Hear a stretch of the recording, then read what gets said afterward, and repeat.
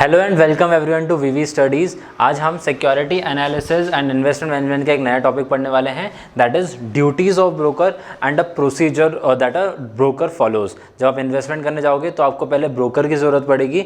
Generally हम जब topic पढ़ रहे हैं तो हम इनिशियली जैसे ब्रोकर्स हुआ करते थे और आज जो ब्रोकर हाउसेज होते हैं उन दोनों के टर्म्स में पढ़ेंगे। जनरली जब मान लीजिए आपने अगर स्कैम 1992 देखी होगी तो उस टाइम से आप रिलेट कर पाओगे, सीरीज से रिलेट कर पाओगे कि उस टाइम पे ब्रोकर्स किस तरीके से हुआ करते थे। और अगर आज आप इन्वेस्टमेंट करते हैं, आप करते हैं, आपके दोस्त करते हैं, आपकी फैमिली करती है, तो आज आपने देखा होगा कि किस तरीके से ऐप वर्क करता है।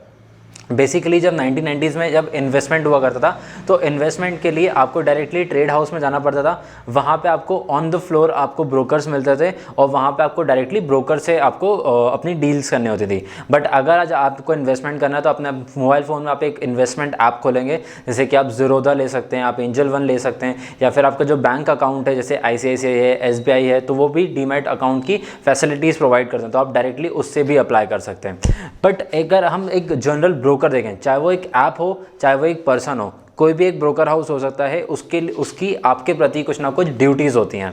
पहले उसका काम क्या है, सबसे इंपॉर्टेंट उसका काम है कि वो बायर और सेलर को मिलवाता है। ठीक है, एक कॉमन प्लेटफॉर्म है जैसे कि एंजल वन है, तो एंजल वन पे जो कंपनीज़ हैं वो NSE BSE पे ऑलरेडी लिस्टेड कंपनीज़ हैं, वो लिस्टेड कंपनीज़ एंजल वन आपको शो करता है वहाँ पे।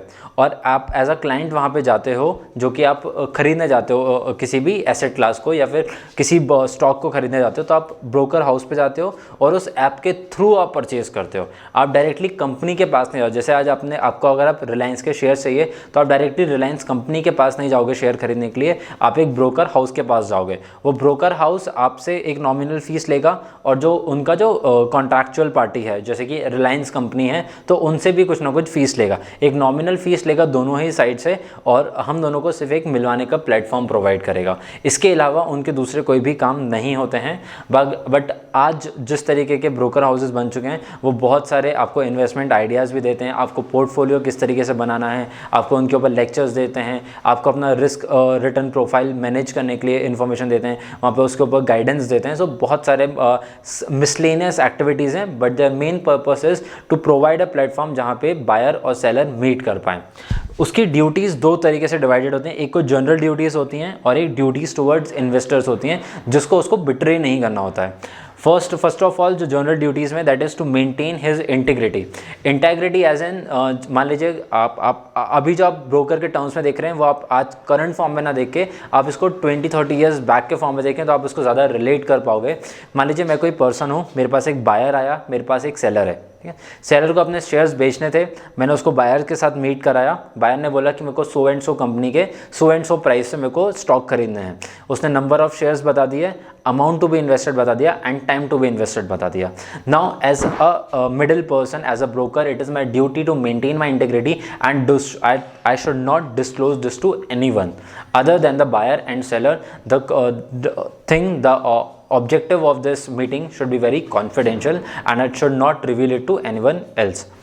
Next, I should exercise duty on a very very high note. मतलब कि आज मान लीजिए मेरे पास कोई पर्सन आया, उसने मेरे को बोला कि आप रिलायंस स्टॉक खरीद लीजिए, तो हो सकता है कि जो मैं ब्रोकर हूँ, अगर मेरा ब्रोकर की कमीशन कोई दूसरा सेलर ज़्यादा दे रहा है, हो सकता है रिलायंस इंडस्ट्रीज़ मेरे को पर शेयर मेरे को 1 रुपये दे रहा है, और हो सकता है कि टाटा मोटर्स मेरे को 2 रुपये दे रहा हो, तो यहाँ पे हो सकता है एज अ ब्रोकर मेरे को क्योंकि ज़्यादा प्रॉफिट हो रहा है, बट ज़रूरी नहीं है कि रिलायंस अर्न कर पाए टाटा मोटर्स से ज़्यादा। हो सकता है कि जो फंडामेंटल ज़्यादा अच्छे रिलायंस के हों, एक साल में ज़्यादा ग्रोथ अर्निंग प्रोस्पेक्टिव रिलायंस का हो, but just because for the sake of my own benefit मैंने उसको सजेस्ट किया कि आप टाटा मोटर्स ले लो। So this was because of my selfish deeds that I have suggested the buyer a wrong or a misleading investment opportunity. Third is manipulation, again the same, the manipulation of stock. जैसे कि अगर आपने, again मैं बोलूँ, scam 1992 देखी होगी तो उसमें किस तरीके से हर्षद मेहता मैनिपुलेट करता था स्टॉक के प्राइसेस को।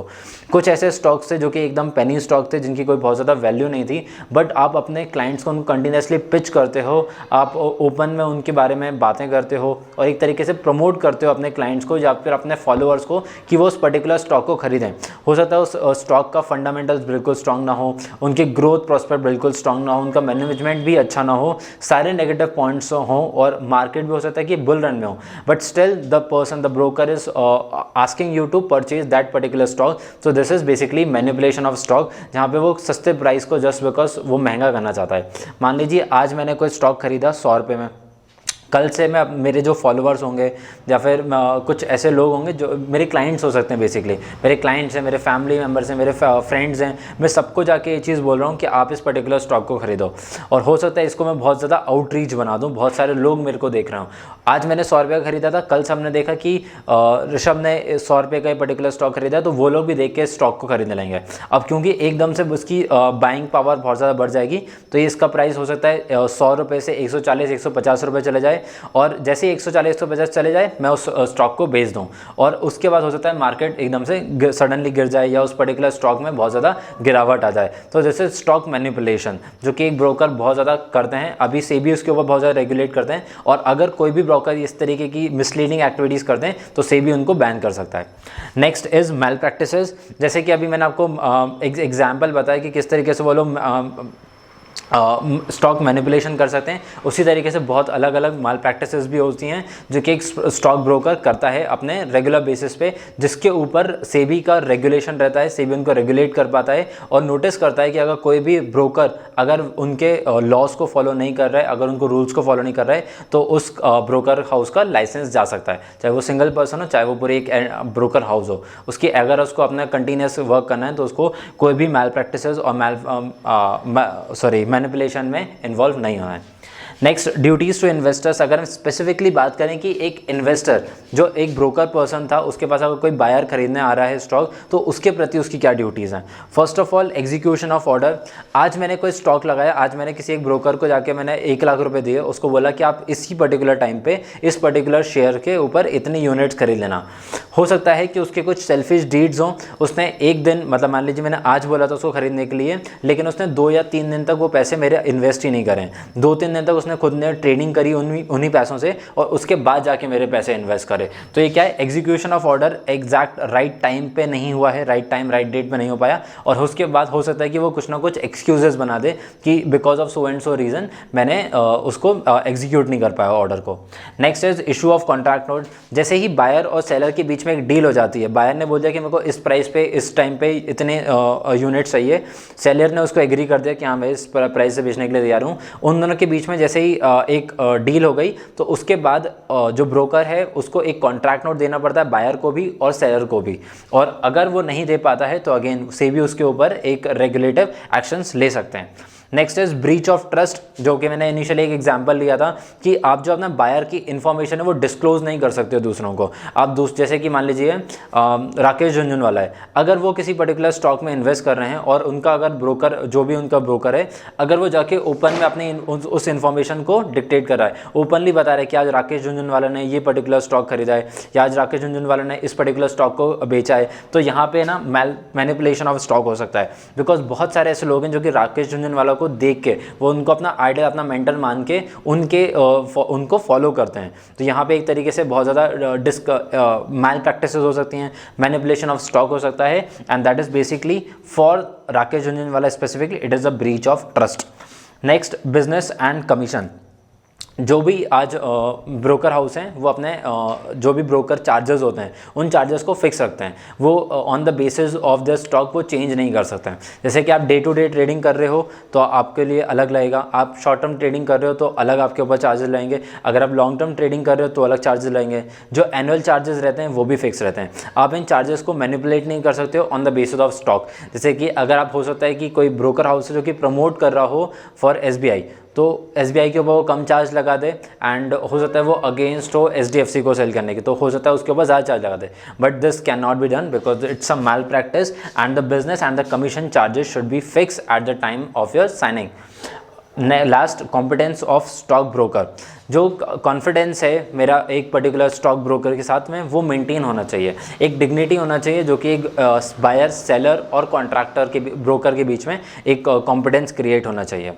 Next coming on to the procedure of dealing in the stock exchange. जब आप स्टॉक हाउसेज में जाओगे, जैसे कि मान लीजिए आज तो हम ऐप्स के थ्रू खरीदते हैं, बट अगर आप वहाँ पे पर्टिकुलर एक BSE में जाते हैं, BSE में जाके आप किस तरीके से ट्रेडिंग करोगे उसके आपके 5 स्टेप्स रहेंगे, चाहे आप ऐप से करो चाहे आप वहाँ पर जाके डायरेक्टली करो, dating back to 20-30 years back.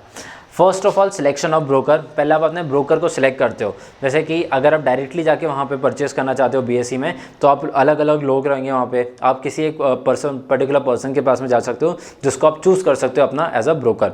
Similarly आज हम अपने ऐप को चूज़ कर सकते हैं, जैसे कि मेरे को एंजल वन के थ्रू करना है, ज़ीरोधा के थ्रू करना है, ग्रो के थ्रू करना है, ICICI डायरेक्ट के थ्रू इन्वेस्ट करना है, SBI के थ्रू डायरेक्ट इन्वेस्ट करना है। So first of all you will select your broker and then you will place an order.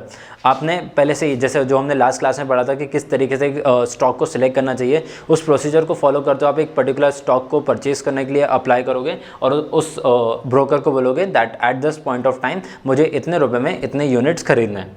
Next making the contract. जो ब्रोकर है वो बायर सेलर को मीट कराएगा सेकेंड प्रोसेस में, जहाँ पे वो ऑर्डर प्लेस करेगा बायर और सेलर के बीच में।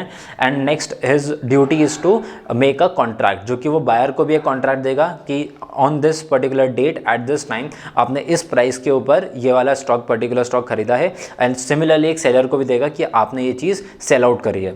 Next is the settlement. Settlement कहाँ पे आता है, जहाँ पे मान लीजिए आज मेरे पास पैसे नहीं थे एक पर्टिकुलर स्टॉक को खरीदने के लिए, मैंने 1 लाख का स्टॉक खरीदा है, 1 लाख का कोई शेयर खरीदा, बट मेरे पास 1 लाख रुपए नहीं थे। तो हो सकता है मेरे पास 70,000 रुपीज़ हों, बट मेरे को आज ही 1 लाख रुपए के शेयर्स खरीदना है। तो वो ब्रोकर मेरे को कुछ लिमिट देता है। अब चाहे अगर मेरे पास होते 1 लाख रुपये तो मैं एक साथ उसको फ्रंट पे करके पूरी डील क्लोज कर सकता था, फुल ऑन सेटलमेंट कर सकता था। बट अगर मेरे पास 30,000 रुपये कम है तो मैं उनसे कुछ लेवरेज ले सकता हूँ, जो कि आपके अलग अलग ब्रोकर हाउसेज होते हैं वो आपको अलग अलग इन्वेस्टमेंट के लिए टाइम पीरियड देते हैं। जनरली इसका टाइम पीरियड रहता है 3 to 7 डेज, जो आपका ट्रांजेक्शन पीरियड रहता है, और उसमें आपके पोर्टफोलियो पे डिपेंड करता है कि आपको कितना अमाउंट दिया जाएगा। जैसे कि हो सकता है किसी को पूरा 1 लाख रुपए 7 दिन बाद पे करना हो, किसी को हो सकता है कि इसे 10,000 रुपये का लेवरेज मिले। So that depends on the investor and the buyer. Lastly electronic settlement system, जो कि आज हम अगर मान लीजिए मैं एंजल वन से अगर कोई स्टॉक खरीद रहा हूँ तो मैं पे किसके थ्रू करूँगा। बेसिकली मैं अपने डीमैट अकाउंट को अपने बैंक अकाउंट के साथ में लिंक कराऊंगा और फिर उस बैंक अकाउंट के थ्रू मैं अपने डीमैट अकाउंट में पैसे डालूंगा और उससे फिर मैं डीमैट अकाउंट से कोई भी पर्टिकुलर स्टॉक को परचेज कर सकता हूँ। और डालने के कोई भी तरीके हो सकते हैं, आप चाहे बैंक अकाउंट से डायरेक्ट ट्रांसफ़र कर दो या फिर आप नेट बैंकिंग कर दो या फिर आप UPI ट्रांजेक्शन कर दो। सो बेसिकली कोई भी ट्रांजेक्शन को करके आप अपने बैंक अकाउंट से ट्रांसफर करेंगे मनी को अपने डीमैट अकाउंट में, और फिर डीमैट अकाउंट से आप परचेज करेंगे तो आपका जो स्टॉक जो भी पर्टिकुलर शेयर आपने परचेज किया होगा वो आपके ट्रेडिंग अकाउंट में आ जाएगा। So I hope that the topic is clear to you about the broker and the procedure. Thank you for watching the video.